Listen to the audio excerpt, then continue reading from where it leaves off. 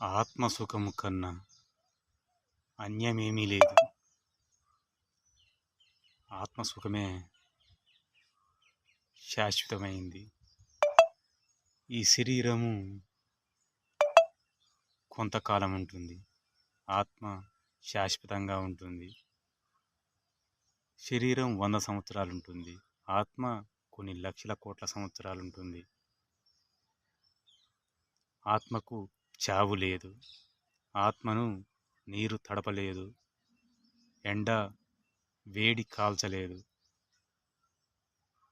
అది స్థిరమైనది.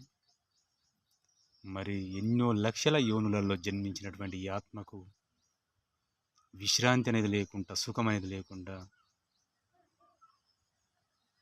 అలుపెరగకుండా ఎన్నో యోనులలో జన్మిస్తూ, మరణిస్తూ, పుట్టుతూ, గిట్టుతూ చేస్తుంది.